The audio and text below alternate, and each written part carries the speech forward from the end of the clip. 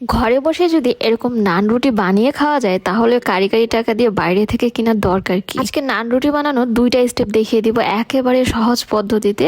দুইটা স্টেপে কিন্তু নান রুটি বানানো যায়, আর সাথে যদি থাকে চিকেন তান্দুরি তাহলে তার কোনো কথাই নেই। সো হ্যালো এভরিওয়ান, আসসালামু আলাইকুম। নান রুটি বানানোর জন্য প্রথমে আমি এখানে 4 কাপ পরিমাণে ময়দা নিয়ে নিলাম। অফকোর্স এখানে ময়দাটাই লাগে। তার সাথে দিয়ে দিলাম 1 টেবিল চামচ পরিমাণে গুঁড়ো দুধ। ইস্টে যাতে গন্ধ না থাকে এর জন্য টিপস থাকবে। তারপরে দিয়ে দিলাম 4 চামচ পরিমাণে চিনি, হাফ চা চামচ পরিমাণে লবণ, মাত্র 2 চা চামচ পরিমাণে ইস্ট। সাথে দিয়ে দিবেন 1 চা চামচ পরিমাণে কাস্টার্ড পাউডার। এটা দিলে ইস্টের একেবারে গন্ধ থাকবে না, নানটা কিন্তু আরো মজা হবে আর কালারটা অনেক সুন্দর হবে। এটা কিন্তু একেবারে গোপন একটা টিপস দিয়ে দিলাম, এটা কিন্তু অনেকে শেয়ার করবে না। তো তারপরে স্প্যাচুলার মাধ্যমে ভালোভাবে মিক্স করে নিব। কুসুম গরম পানি দিয়ে ডোটা করে নিব। বেশ 4 থেকে 5 মিনিট সময় ধরে আমি ডোটা মাখাবো। এটা কিন্তু অনেক সুন্দর করে মাখাতে হবে। তারপরে এর মধ্যে আমি হালকা একটু তেল দিয়ে, সয়াবিন তেল দিয়ে উপর দিক দিয়ে মাখিয়ে তারপর ঢেকে দিলাম প্রায় 1 ঘন্টার জন্য। আমি 1 ঘন্টা পর ফিরে আসলাম। দেখতে পাচ্ছেন 1 ঘন্টা পর ডোটা ফুলে ডাবল হয়ে গিয়েছে। এরপরে আমি বাতাসটা কিন্তু বের করে ফেলতেছি, ভালোভাবে আরেকটু মথে নিচ্ছি। দেখতে পাচ্ছেন আমি কিভাবে মথে নিচ্ছি।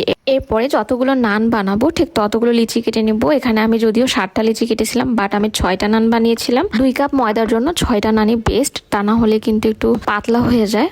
ফার্স্টে একটি নান আমি ফ্রাই প্যানে ভেজে নিব। আজকে কম্পেয়ার করব কোনটাতে বেশি ভালো হয়। যে ফ্রাই প্যানের নানটা আমার ঠিক এরকম হয়েছে, দেখতে পারছেন। এটা মেবি সিলভারের একটা বাটি। এখানে কিন্তু হাঁড়ি হলে বেশি ভালো হতো, এতে করে হাতে ছ্যাঁকা লাগার একটু কম ভয় আছে।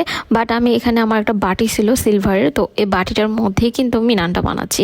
তবে বাটিটার মধ্যে দিয়ে কিন্তু বেশি ভালো হয়েছে, ফ্রাই প্যানের থেকে বাটিটার মধ্যে দিয়ে বেশি ভালো হয়েছে। বাট আমি হাতে ছ্যাঁকা খাইছি বেশ কয়েকবার। নান রুটিগুলো ভাজার সাথে সাথে আমি তার উপরে ঘি দিয়ে দিচ্ছিলাম আঙুল দিয়ে।